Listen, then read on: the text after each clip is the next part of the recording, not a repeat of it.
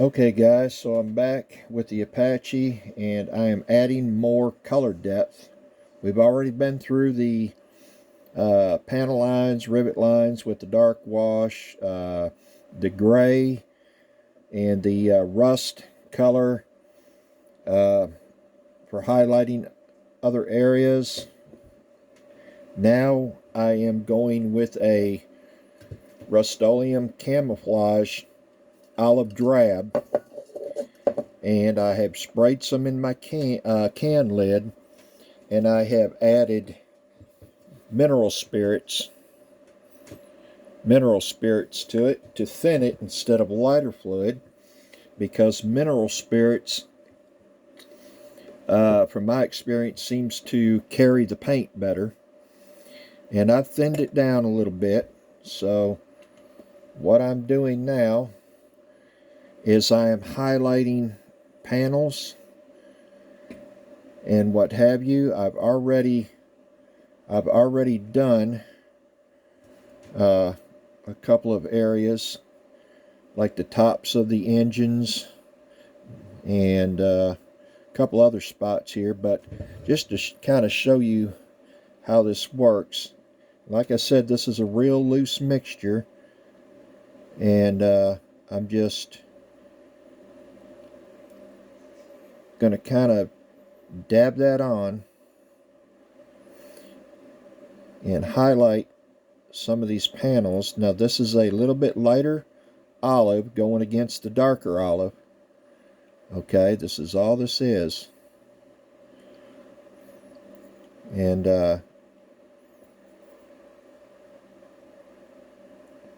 you don't want to get too involved with brushing in one area too awful much.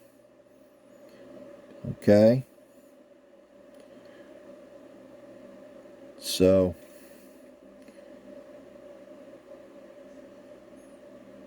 I'm just kind of highlighting, and I'm not covering up any of the previous work that I've done. I'm just kind of highlighting panels. And it's very subtle.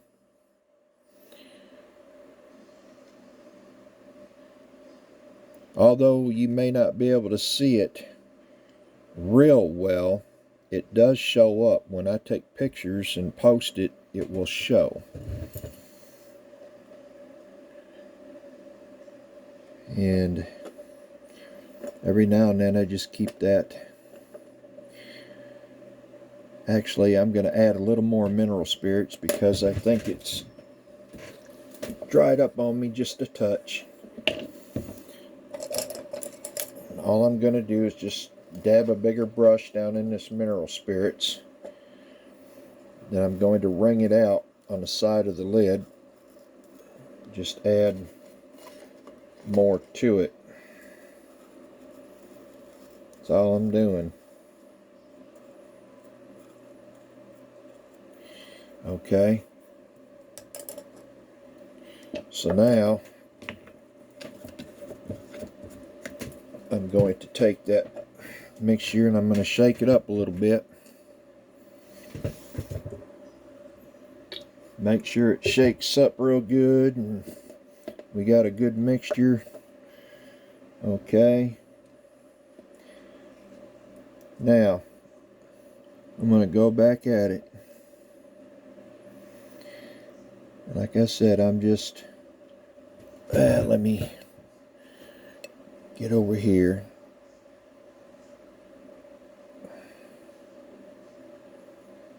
I'm just kind of highlighting.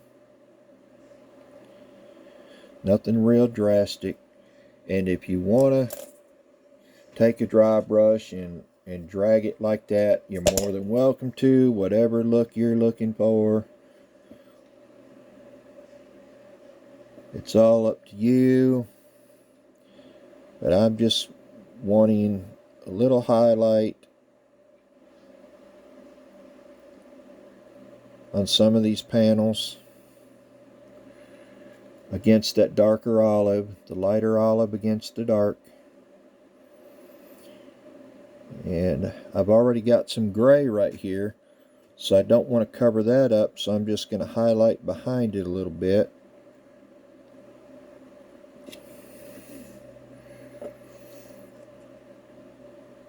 And that's basically all it is. And this real loose mixture, it kind of takes the color wherever it wants to, and then you just let it dry in place.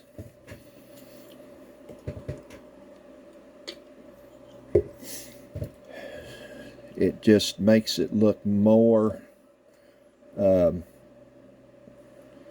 more weathered out setting on the flight line, and just gives it extra depth in color, like the sun and the weather has worked on it. And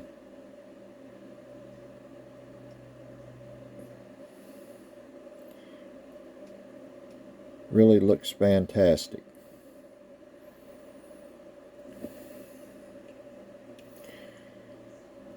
So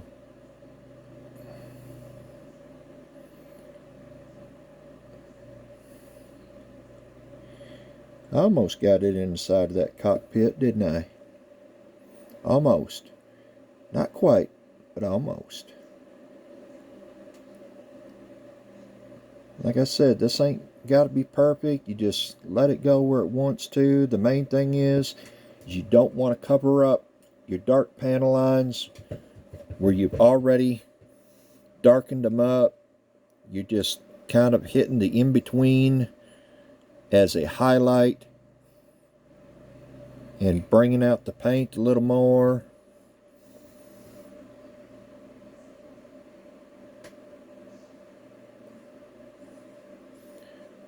Hope you can see that.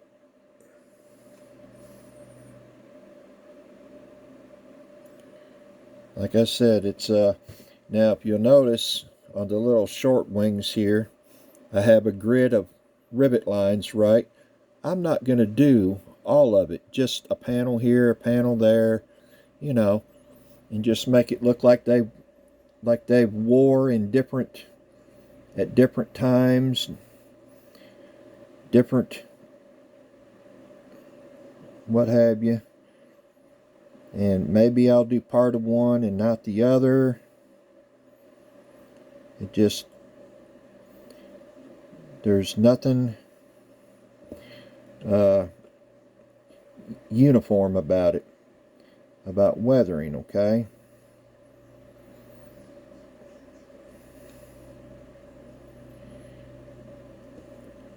Little here, little there goes a long way.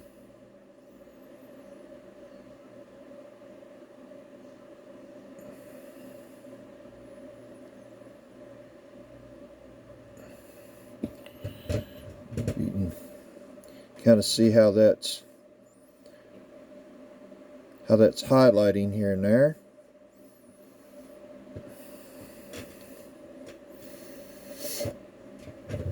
And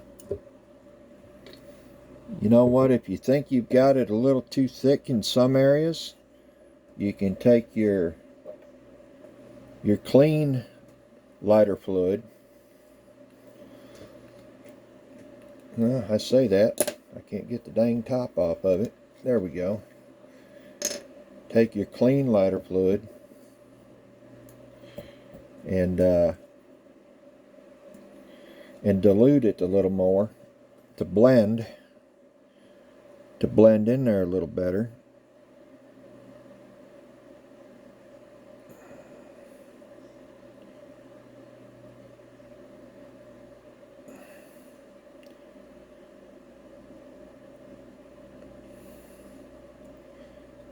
And that's how that goes.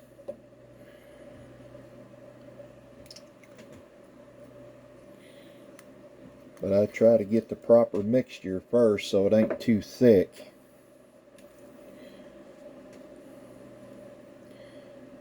And like I said, you can always take a brush if you feel you have to, and just kind of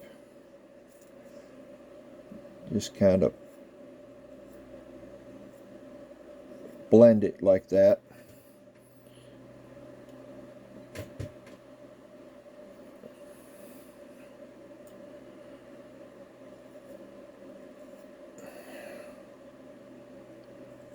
That's looking better.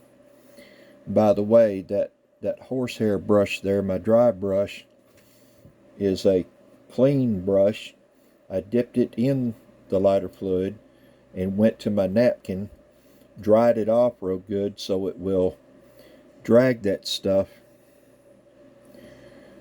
a little better. And maybe we want to get some highlight on the where the armament hangs from.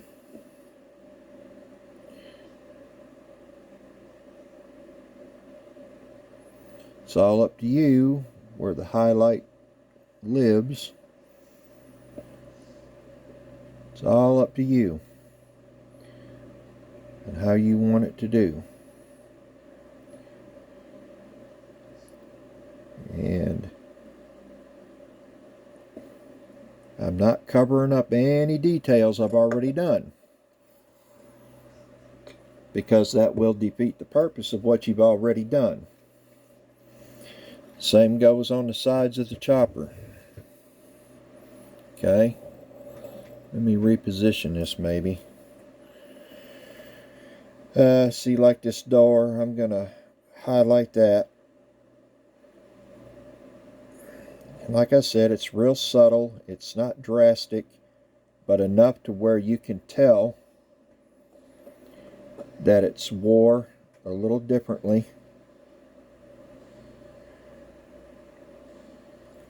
And I'm going to hit some of these individual panels.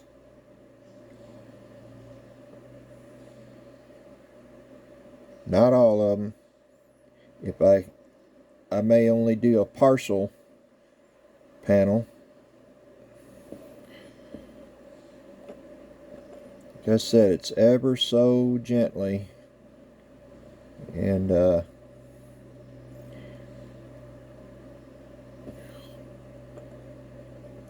gives it more color depth.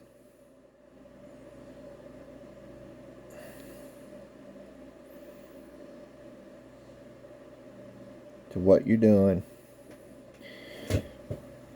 and gives it kind of a 3D effect, you know. It's yeah, it's hard to get the light up under there right, but you get the idea. And let's see,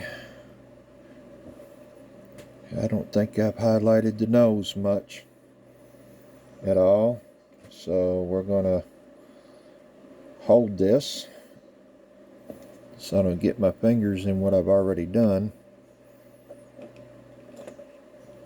Stay up there. I'm just gonna highlight the nose.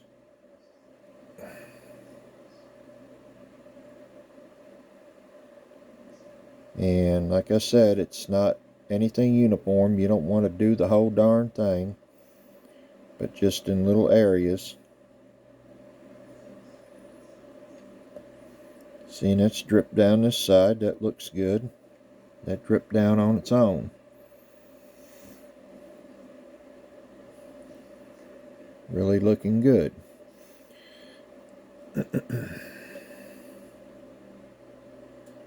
I want to highlight this a little bit. Time to stir it up. Make sure your mixture stays stirred up.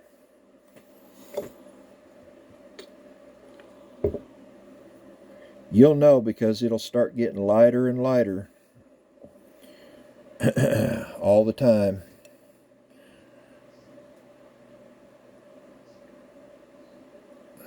I'm just dabbing that and letting that color run where it wants to.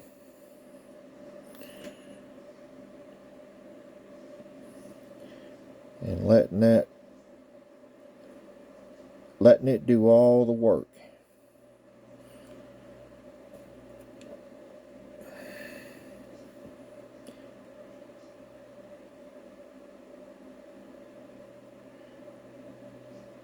I don't want nothing uniform. I want it looking like it was naturally weathered.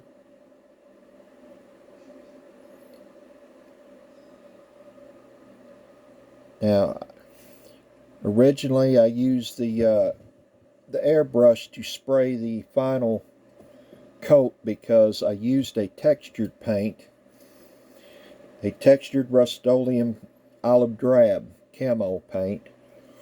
I did not like the Tamiya textured. I test sprayed it on some cardboard and did not like it. Okay?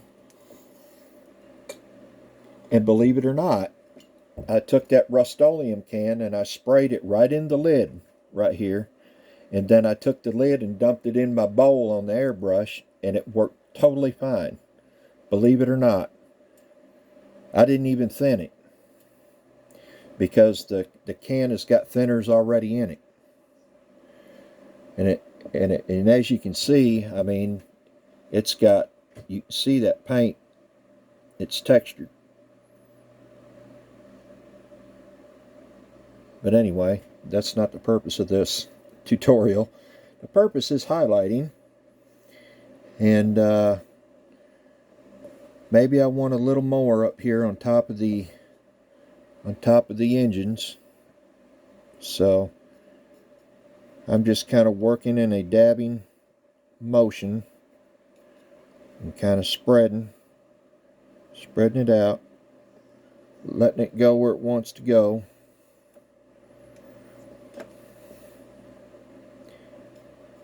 Your surfaces on top where they get a lot of sunlight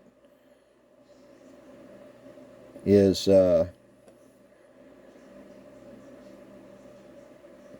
where it gets the most wear.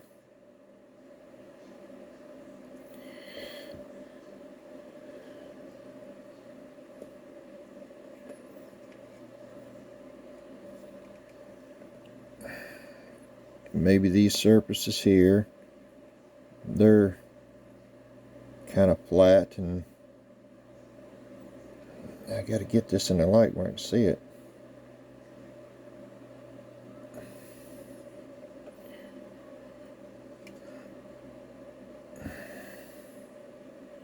I've already done that. Okay, come over here to this short wing here, and I'm just going to go ahead and do it because you're not going to be able to see me do it anyway for the light.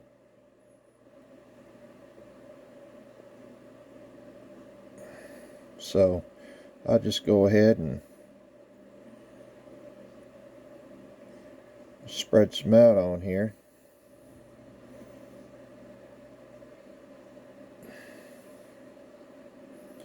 And then I'm going to take my brush. I'm going to just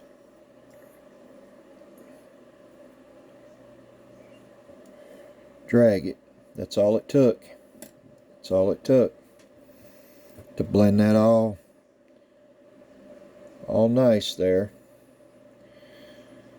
Now I want to probably highlight right up and around the edge here, the rolled corner, and maybe the top a little bit.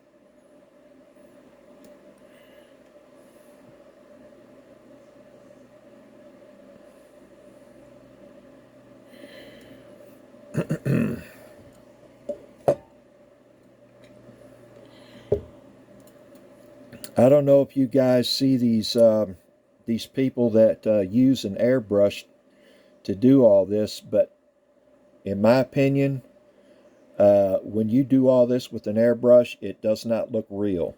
It looks like a toy that a 2-year-old plays with. And I think you know what I mean. If you've seen these guys that's heavily into airbrushing, and that's all they do, it does not look real. It looks fake, and it does not look like a natural weathering. Uh,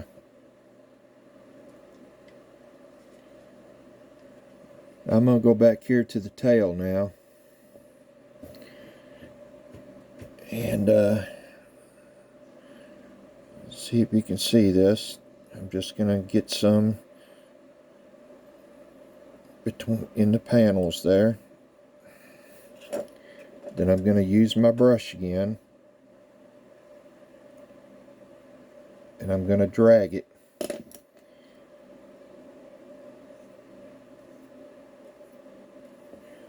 See, just ever so slightly. Boom. And then you can add a little more if it's not quite dark enough in areas.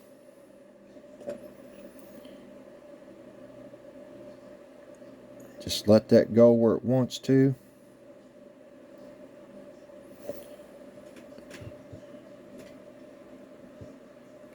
Well, that light really bounces off that wet. It looks like glass.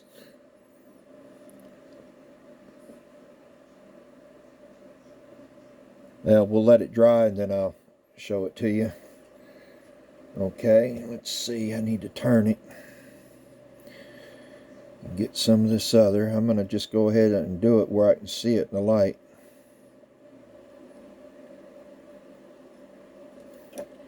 Because you're not going to be able to see that.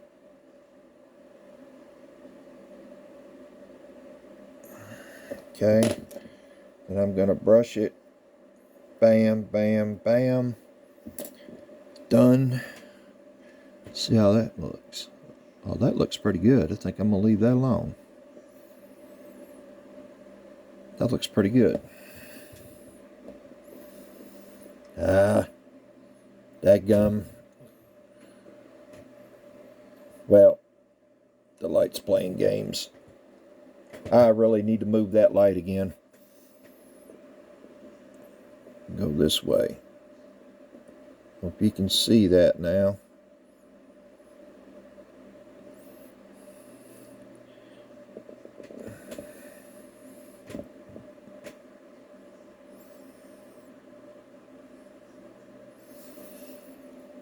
Like I said, once it dries, because once it dries, it takes on a different effect. If you think you need a little bit more, by all means hit it. And you see I'm just dabbing here and there on different panels. I'm going to just drag it.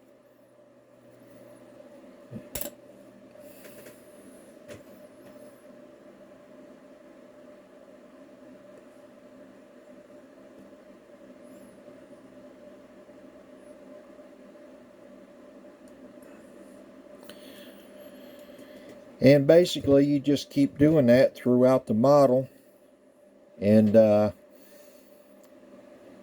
until you're done and you've got the look you're looking for.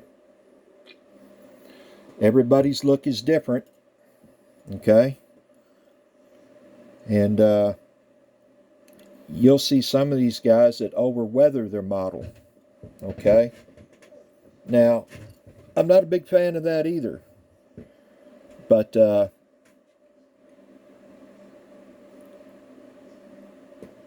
some of these World War II birds, it's okay, to weather the crap out of them. And it works out fine. It just, if it's true to the setting and what the fighter was doing, okay? What kind of runway they used, whether it be clay or tar top, a carrier, mud, grass, it's all different, but some of these guys, really overweather their models and they look stupid. Okay? So to prevent that, I always say go subtle. You can always add to it. But once you've went too much, it's hard to fix. Okay? So you just do a little at a time. Yes, it's time consuming. Here I'm on my 4th color now. But as you can see, it's not overweathered. It's not even close to it. Okay? Not even close. And it's really shaping up. It's really starting to shape up.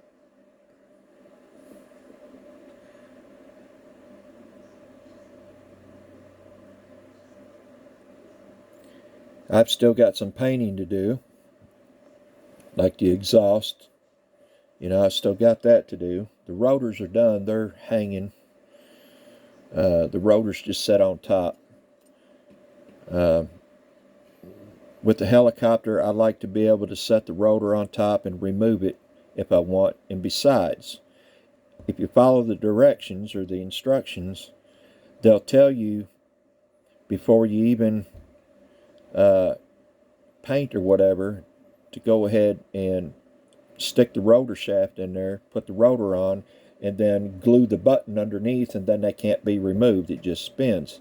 I don't like that, because with the rotors on it, how are you going to do all this? It's possible, but man, it would be a bitch, if them rotors were in the way. So that's something to think about when you're doing a helicopter. Do not permanently put the rotors on, because once it's on display in your cabinet or what have you, all you got to do is just set that rotor right down in there, and that's fine. And then if you ever have to move it, you just take them off and move it, And you sure as hell, to me, you can't do a good weathering job with that damn thing in a way. So that's just one thing to think about, okay? So this has dried up quite a bit now. You can kind of see it's real subtle, but that's what I'm looking for. I have not covered up any of my panel lines, any of my work that I've done before, my latches, doors, hinges. I've not covered up any of that, okay? So now we're 4 colors in, and I'll probably add another one. Who knows? But if I do, I'll do my damnedest to make another tutorial and show you that. But for now, I think you get the gist of what I'm doing here, how to do it, okay? And we'll see you the next time. Thanks for watching. Bye.